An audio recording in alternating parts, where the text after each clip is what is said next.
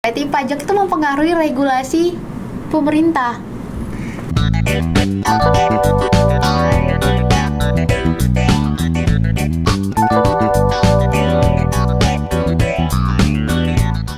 Nah, jadi kan Pak, perkembangan dari pajak itu juga mempengaruhi dari regulasi. Yang saya amati dari yang Bapak bilang tuh, bahwasanya kalau emang mau gajinya itu tinggi, maka harus rajin bayar pajak. Karena kan bayar pajak salah, bukan gitu. Salah, bukan. Ayo. Berarti kalau memang orang yang gajinya tinggi, maka bayar pajaknya akan lebih tinggi kan Pak. Betul. Dibanding orang yang gajinya rendah.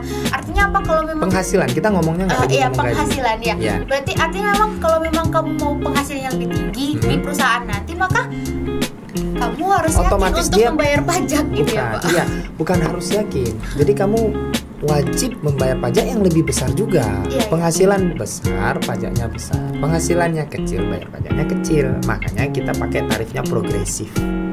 Jadi 5 ke 15, ke 25, ke 30, ke 35. Oke. Rata-rata di Indonesia itu 5 sampai 15% doang. Doang. Rata-rata orang di Malaysia itu bisa sampai 35%. Iya. Bayar pajaknya. Kita baru 5 sampai 15. Nah, dosen-dosen kayak Pak Ajik pun kalau ikutin gajinya paling banyak 5%. Gak banyak, ratusan ribu cuma setahun. Itu kalau pajak PPh 21. Beda dengan yang lain. Kadang-kadang dosen-dosen punya penelitian, dia harus bayar pajak yang lain. Ini lagi hot isu sekarang PPN. Iya, mau ngomong ini tuh Pak, apalagi di bidang elektronik ya kan Pak. Nah, enggak ada kalau PPN semua.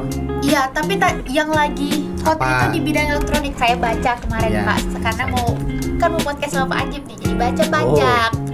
Nah, saya mau ngambil yang Bapak bilang tadi, yang diamati dari orang yang tidak mau membayar pajak nih Pak, sebagai orang awam gitu ya Pak. Kalau kita berpikir misalnya mereka merasa bahwa mereka tidak merasakan hasil dari pajak yang mereka bayar. Padahal kan Pak, kalau kita lihat dari infrastruktur negara sekarang udah jauh lebih maju. Yang dulunya kereta apinya tuh kereta api yang belum kayak ada kereta listrik, sekarang udah MRT gitu-gitu kan Pak. Udah sekarang KRL kereta juga cepat. Iya kan Pak. Itu kan salah satu hasil dari pajak yang mereka berikan kepada negara gitu Pak. Tapi mereka tidak tahu. Artinya apa? Berarti mereka tuh balik lagi Pak, butuh edukasi kembali gitu Pak. Karena itu tadilah yang menyebabkan kami tuh berpikir, buat apa bayar pajak, orang nggak ngerasain kok gitu. Orang buat pemerintah aja gitu Pak. Terus yang soal pajak Indonesia masih rendah, saya juga baca Pak, bahwasanya emang di negara-negara maju itu pajak memang jauh lebih tinggi pajak penghasilannya, karena mereka memang uang pajak mereka tuh dirasakan oleh seluruh masyarakat. Saya nggak bilang bahwasanya orang Indonesia tidak merasakan uang dari pajak itu, tapi mungkin mereka tidak paham gitu Pak. Jadi mereka tidak merasa menikmati hasil dari pajak itu Pak. Nah, itu menurut saya sebagai orang yang memang salah satunya dulu berpikir seperti itu gitu. Karena merasa tidak paham aja Pak gitu. Jadi kita balik dulu pengertian pajak itu apa. Pajak itu iuran wajib. Artinya siapapun dia harus bayar kalau dibilang wajib. Ya kan? Iuran wajib warga negara.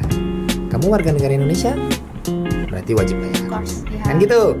Iuran wajib warga negara kepada pemerintah. Jadi bayarnya nggak ke yang lain.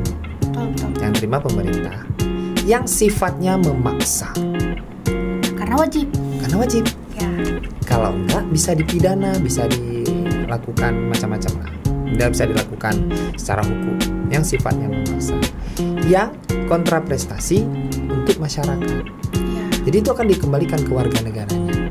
Dalam bentuk apa? Ya itu tadi, infrastruktur, ya kan, beasiswa. Sebenarnya merekanya harusnya sadar, cuma memang ini ya, gimana ya, denial. Jadi memang sifat kritisnya itu terlalu besar, sehingga semua orang itu salah gitu. Itu karakter negara berkembang atau daerah yang kurang maju.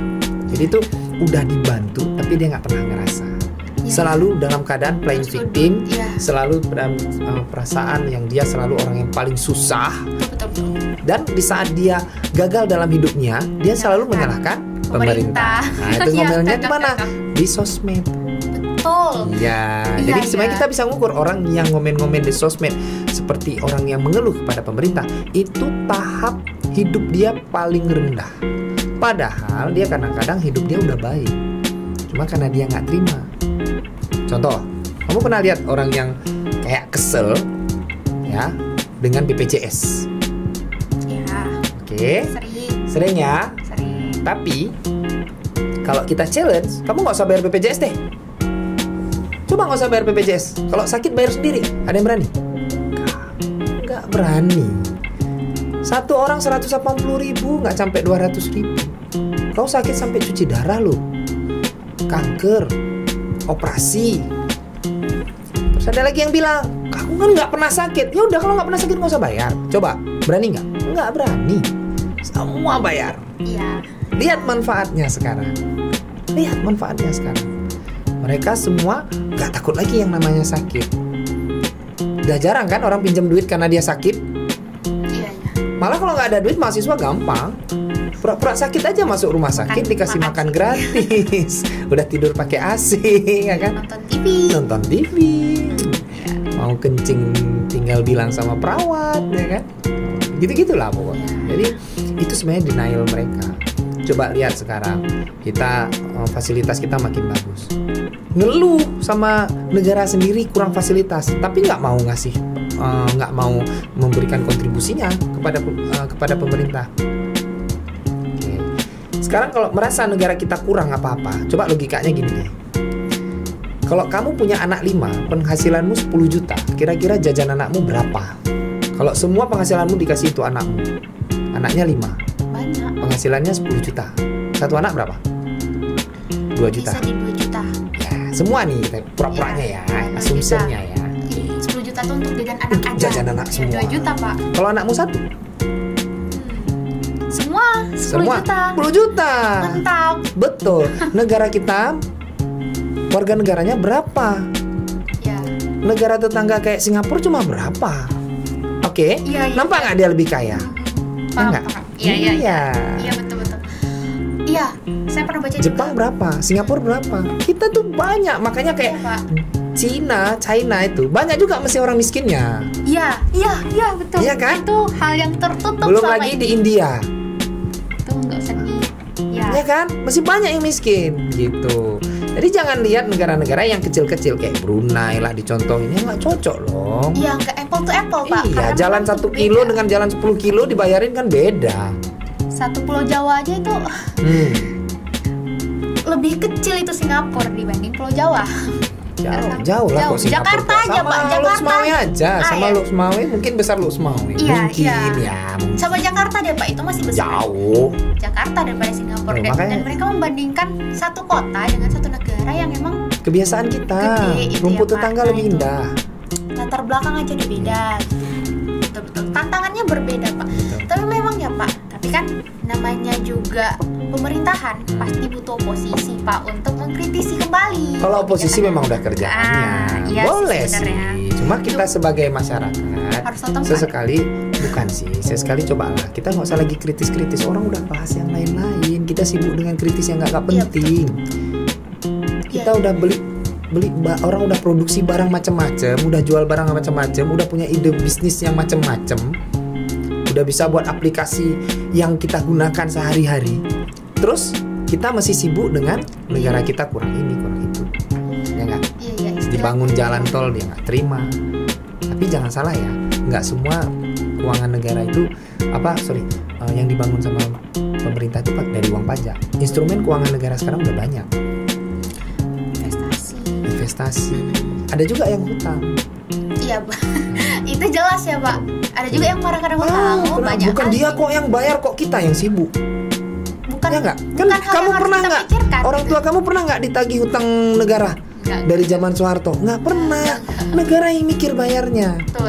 Oke, saya tanya nih sama kamu, ya kan? Misalnya kamu nih punya penghasilan 1 juta, Iya. hutangnya 500.000. Berat nggak bayarnya? Berat dong, pas setengah dari Berat. gaji saya. Betul. Setengah ya? Iya, Pak. Setengah. Terus kamu berhutang 3 juta. 500 ke 3 juta banyak nggak hutangnya tambah? Nggak terlalu. 500. Utangnya Hutangnya? 3 juta. Ya, tadi hutangnya 500 nih. Tiba-tiba udah jadi 3 juta sekarang. Banyak nggak? Banyak.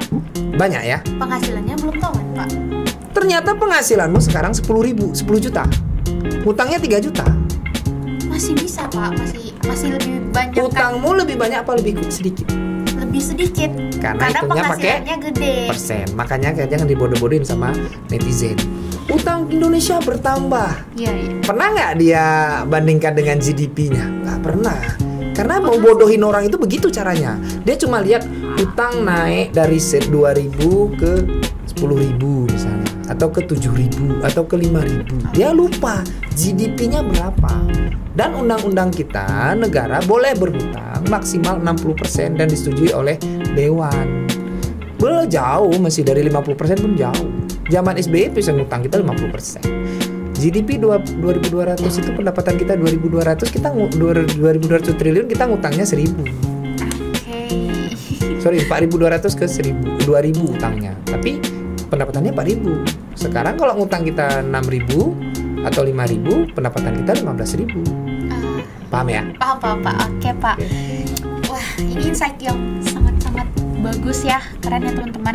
Nah Pak, kita udah bahas panjang banget nih soal perpajakan. Kita balik lagi nih ke tax center ya Pak. Apa aja sih Pak kegiatan yang sudah dilakukan oleh tax center Pak? Boleh dong diceritain kegiatan seru dan asik-asiknya. Jadi tax center ini sebenarnya kami banyak program yang belum kami jalankan. Ya, jadi kami baru selama ini cuma baru pelayanan ke beberapa orang aja, lalu ke beberapa stakeholder di sekeliling kita, lalu relawannya yang baru aktif. Memang sebenarnya relawannya yang paling aktif itu cuma relawannya. Jadi kayak ini besok bulan 1, 2, 3 nih biasanya relawan udah mulai aktif, karena kan kita udah seleksi anak baru ya, anak baru Renjani tadi, nanti bulan 1 dia udah tugas tuh. Kalau udah tugas nanti keluar jadwal. Nanti hari Senin si A, si B, si C jadi relawan di tempat kantor ini. Kadang ada di kantor KPP, di kantor pajaknya langsung. Kadang juga ada kantor, misalnya dibawa nanti ke kantor bupati, kantor wali kota, di perbankan, gitu-gitu. Untuk membantu orang yang punya penghasilan nggak ngerti ngelapornya. Bahkan di kampus sendiri kami setiap tahun buat lapak, buat pojok, ya kan, kadang-kadang di RKU, kadang-kadang di GKU, nanti disuratin.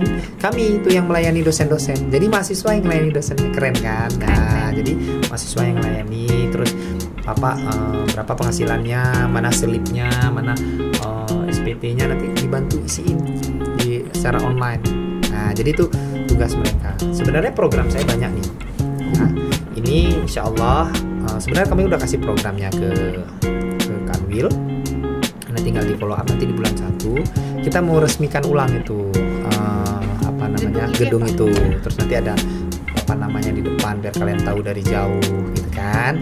Terus juga nanti kita buat pelatihan. Mana tahu ada anak-anak fisip, anak hukum atau anak teknik atau siapapun pengen belajar tentang perpajakan, pengen ada pelatihan atau punya certified pajak, kita bantu nanti ngelatih di situ gitu. Bayar loh ini. Nggak bayar nggak mungkin. Betul. Ya kan? Pengajarnya saya bayar. Ya kan? Pengajarnya saya bayar. Ya kan? Terus karena kita mandiri ini semua kegiatan ini kita bayar sendiri semuanya. Maka uangnya dari kita ke kita lagi. Betul. Nah, nanti diaturlah ya berapanya gitu kan. Ada ujiannya, ada sertifikasinya. Dan ini mudah-mudahan kalau diokekan sama Kanwil, nanti yang tanda tangan sertifikatnya itu Kanwil atau minimal kepala kantor supaya diaku kompetensi. Legalitasnya jelas. Iya. Sekarang kalau kita kalau cuma seminar dapat sertifikat itu apa? Iya, karena nggak diakui. Iya, itu apa? Ya. Mahasiswa dapat apa? Datang seminarnya, datang kuliah umumnya, terus nonton, terus so what? Gitu. Nggak ada output dari. Nggak ada yang belajar di situ, Joan. Nggak percaya saya kalau ada orang tambah pinter gara-gara ngikut seminar. Betul. Ikut pelatihan dong. Dan pelatihannya nggak boleh rame-rame, 10. Tempat kita udah support itu, ada ruangannya, ada mejanya. Kan Joan udah pergi kan, udah lihat sendiri kan? Joan udah pergi. Teman-teman, tempatnya tuh bagus banget dan ada ruangan-ruangan untuk pelatihannya juga ada, ruang untuk wawancaranya juga ada nih teman-teman. Jadi memang gedung yang baru ini cukup prefer untuk melakukan kegiatan-kegiatan yang nantinya kedepannya bakal dilakukan oleh Tax Center Unimal. Berarti Pak, sejauh ini Tax Center Unimal tuh lebih fokus dalam pelayanan dan volunteernya ya Pak, dalam melibatkan mahasiswa untuk melayani atau membantu seputar perpajakan dari masyarakat kampus hingga masyarakat luar gitu, terutama pada dosen-dosen yang emang 1 kali setahun aja tuh, ya kan Pak, ngisi SPT-nya. Ya betul, bagus banget nih, keren banget nih. Selanjutnya Pak, ada kan tadi kan udah ada volunteer, berarti selama ini ada kerjasama dengan pihak-pihak luar gitu nggak sih Pak untuk melakukan volunteernya selain di perpajakan gitu? Belum sih Min. Ya, Tapi makanya akan ada. ya kami rencana juga mau buat pelatihan untuk UMKM. Iya. Oke, Berarti. banyak UMKM yang nggak ngerti buat laporan keuangan, kita bisa nanti ada jasa pelatihan pembukuan sederhana. Jadi pembukuan sederhana itu ada beberapa mungkin UMKM yang pengen membuat report laporan keuangannya. Ya, laporan keuangannya seminimal mungkin supaya tercatat lah, biar rapi lah, supaya nanti kalaupun ada masalah dengan perpajakan, yang diminta itu laporan loh Joan.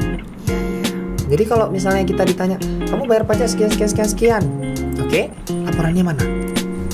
Kan nggak bisa buat, ya, bisa buat kan? Nah kita bantu buat.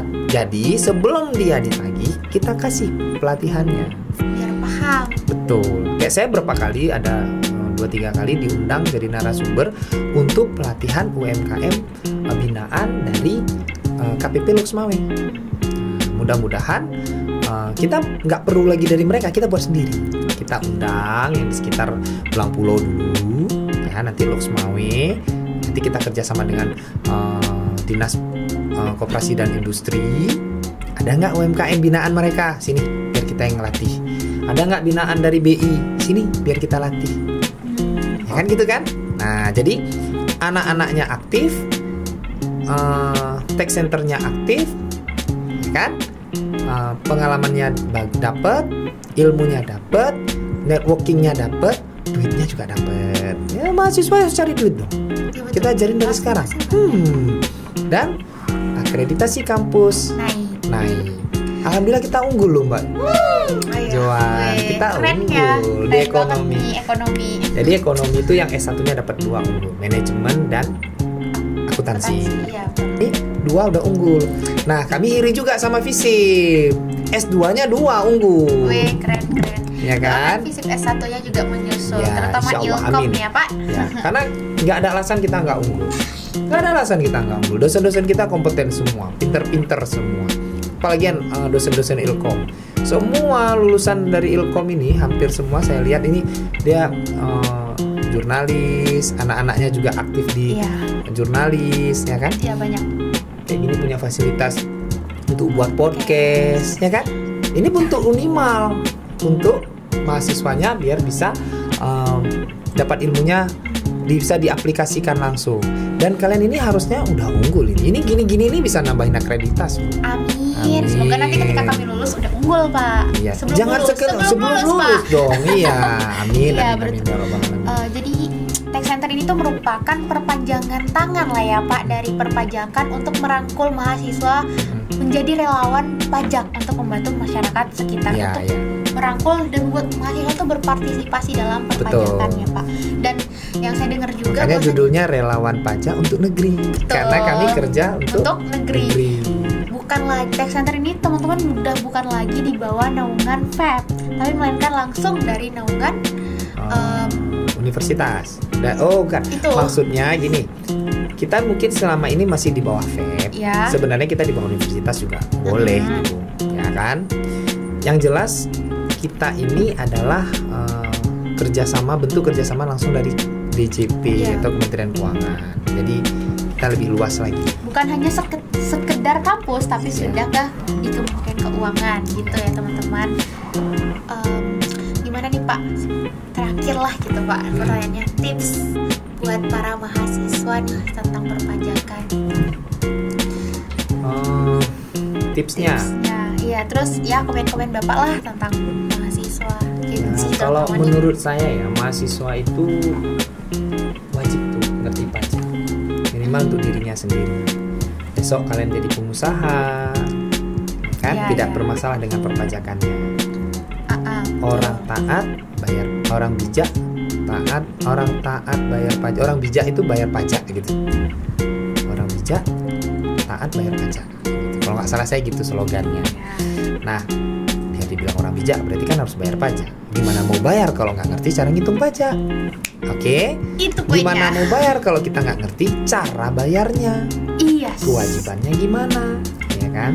Nah, sekarang ada Cortex System namanya. Sistem yang dibuat oleh Kementerian Keuangan, semuanya dalam satu aplikasi. Dalam satu aplikasi berbasis web kayaknya seperti itu. Nah, itu nanti kita lapor pajaknya dari situ, sebenarnya lebih mudah sekarang. Tinggal input keluar angkanya, kita tinggal bayar, kode billingnya semua di situ. Kalau dulu cuma lapor beda, bayar lain beda lagi. Sekarang enggak, semua di situ. Jadi lebih mudah. Ya, nanti kita bisa bantu. Nah, si mahasiswa tadi, kalau mahasiswa akuntansi wajib punya skill untuk cara menghitung pajak itu wajib. Karena kalau dia nanti jadi akuntan di sebuah perusahaan nggak ngerti ngitung pajak, dia pasti nggak dipakai nih, ya kan? Merugikan dia sendiri.